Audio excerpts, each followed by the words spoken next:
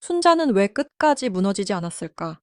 나는 솔로 30일 길을 둘러싼 논란이 커질수록 시청자들이 가장 집요하게 바라본 사람은 순자 이다은이었다. 처음에는 단순한 출연자 사이의 불편한 감정처럼 보였다. 그러나 방송이 끝난 뒤 상황은 빠르게 달라졌다. 왕따 논란, 걸스토크 논란, 냉폭력이라는 말이 이어졌고 시청자들은 화면 속 작은 표정과 짧은 침묵까지 다시 들여다보기 시작했다. 그런데 정말 중요한 질문은 따로 있었다. 순자는 왜 그렇게 오래 참고 있었을까? 왜 감정을 터뜨리지 않았을까? 왜 불편한 공기 속에서도 끝까지 자기 자신을 잃지 않았을까? 누군가는 그녀가 너무 착해서 당했다고 말했다. 또 누군가는 말을 아끼니 오해를 산 것이라고 쉽게 판단했다. 하지만 순자의 과거와 어린 시절 그리고 학력과 직업을 차분히 들여다보면 그 침묵은 약함이 아니었다. 오래전부터 상처를 견디며 자신을 지켜온 사람이 선택한 방식에 가까웠다. 순자의 이야기를 이해하려면 먼저 그녀의 어린 시절을 봐야 한다.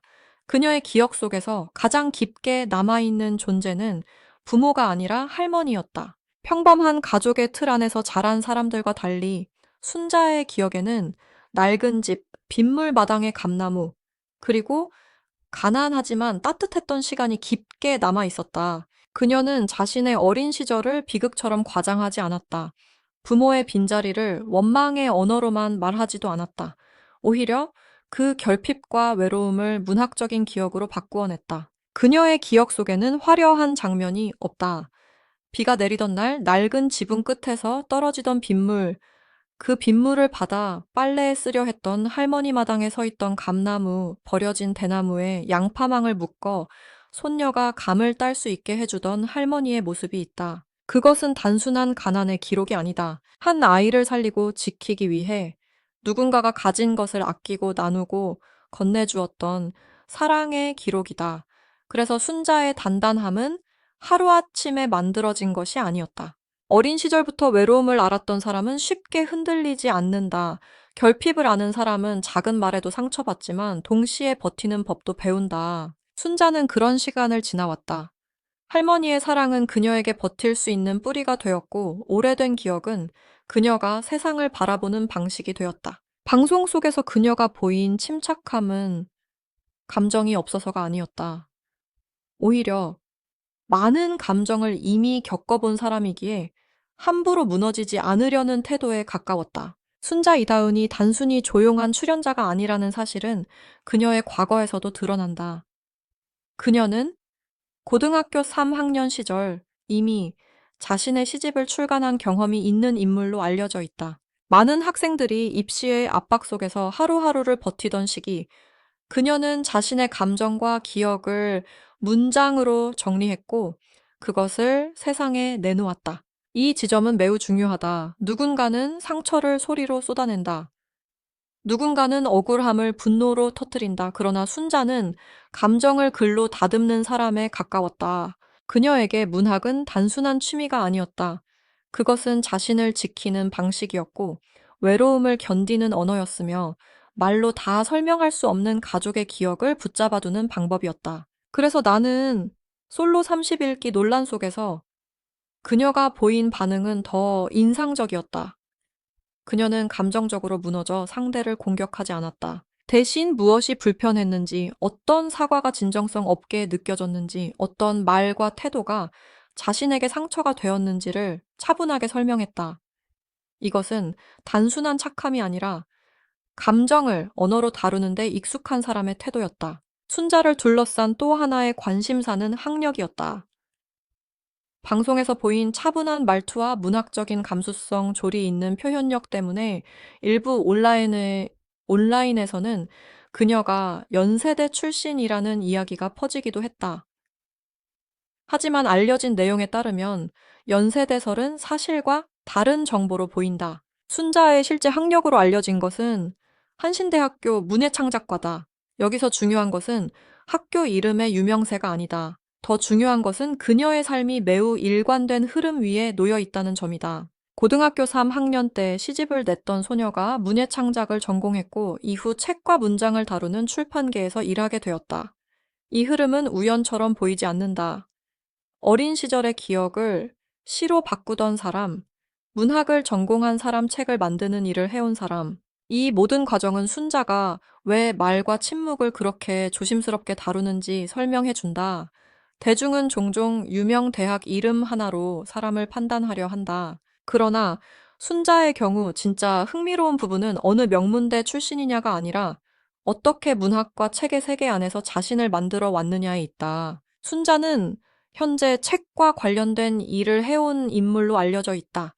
특히 출판사에서 북 디자이너로 일하며 팀장급 역할을 맡은 것으로 전해졌다.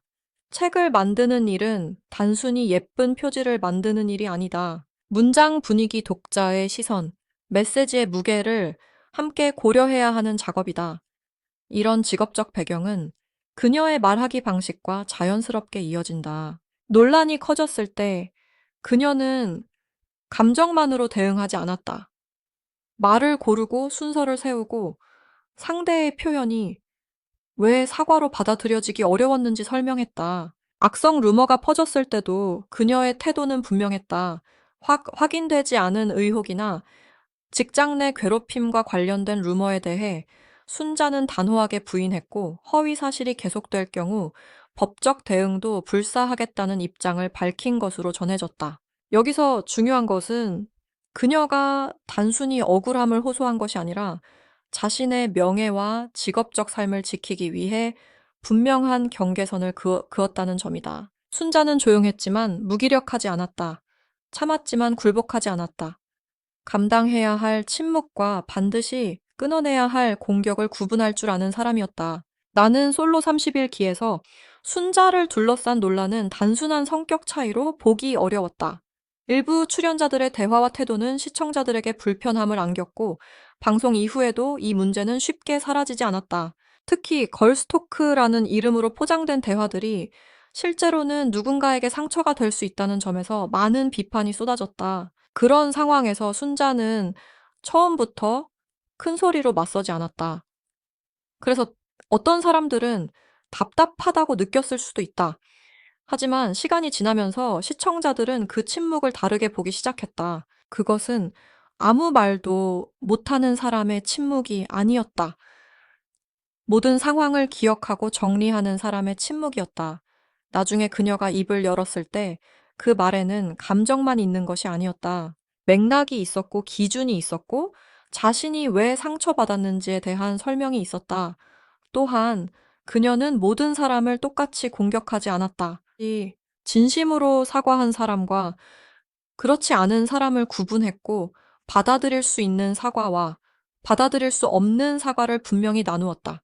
이 지점에서 순자는 단순한 피해자의 위치를 넘어섰다. 그녀는 자신이 겪은 일을 설명할 수 있는 사람이 되었고 방송이 만든 이미지에 갇히지 않고 자기 언어로 자신을 설명한 사람이 되었다. 부모의 빈자리, 할머니의 사랑, 고등학교 3학년 시절의 시집 출간, 한신대학교 문예창작과에서 이어진 문학의 길 출판사 북디자이너와 팀장급 역할까지 이 모든 배경은 순자가 왜 쉽게 무너지지 않았는지를 설명해 준다.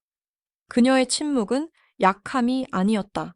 자신을 잃지 않기 위한 거리두기였다. 순자의 차분함은 상처가 없어서 나온 것이 아니었다.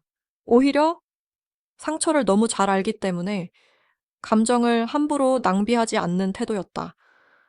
나는 솔로 30일기 논란은 앞으로도 한동안 계속 이야기될 가능성이 크다. 누가 누구에게 어떤 말을 했는지, 누가 진심으로 사과했는지, 누가 끝까지 자신의 잘못을 인정하지 않았는지에 대한 논쟁은 이어질 수 있다. 그러나 그 논란 속에서 순자가 남긴 이미지는 분명하다.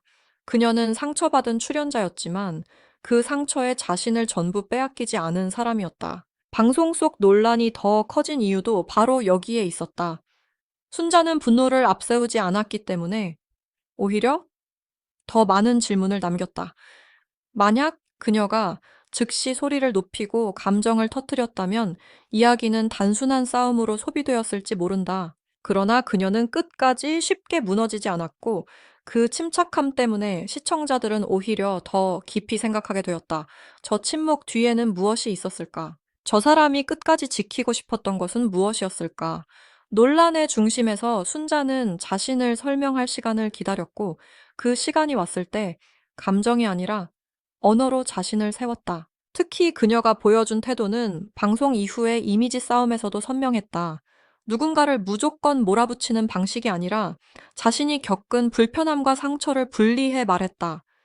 진정성 없는 사과를 받아들이지 않는 것은 복수가 아니었다. 그것은 자신이 받은 상처를 가볍게 넘기지 않겠다는 선언이었다. 반대로 진심이 느껴지는 사과까지 모두 거부한 것도 아니었다. 이 차이는 중요하다. 순자는 감정에 휩쓸린 사람이 아니라 기준을 세우고 그 기준 안에서 관계와 상황을 판단한 사람이었다. 어린 시절의 결핍은 때로 사람을 무너뜨리지만 어떤 사람에게는 자신을 지키는 감각을 남긴다. 순자에게 할머니는 그런 감각의 시작이었다. 낡은 집과 빗물 감나무와 양파망은 초라한 장면처럼 보일 수 있다. 그러나 그 안에는 한 아이가 버려지지 않았다는 기억이 있다. 누군가가 자신을 위해 애썼다는 기억은 쉽게 사라지지 않는다. 그래서 순자는 외로움을 말할 때에도 자기 연민에만 머물지 않았다. 상처를 팔지 않았고 결핍을 무기로 만들지도 않았다. 대신 그 기억을 품격 있는 언어로 바꾸었다. 결국 순자의 진짜 힘은 거창한 배경에서 나온 것이 아니었다. 유명 대학 이름도 아니었고 방송이 만들어준 인기도 아니었다.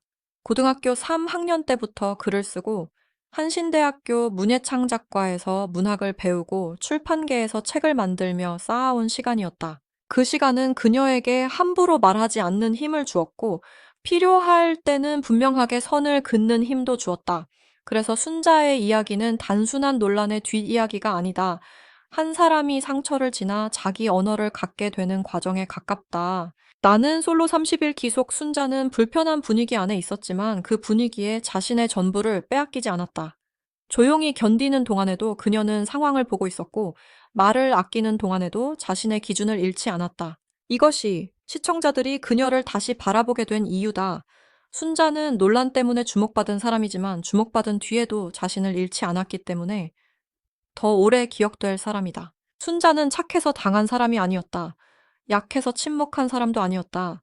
그녀는 오래전부터 상처를 견디는 법을 배웠고 그 상처를 글로 바꾸는 법을 알았으며 마지막에는 자신의 언어로 스스로를 지켜낸 사람이었다. 그래서 많은 시청자들이 지금 다시 묻고 있다. 순자는 왜 끝까지 무너지지 않았을까? 어쩌면 답은 이미 그녀의 삶 속에 있었다.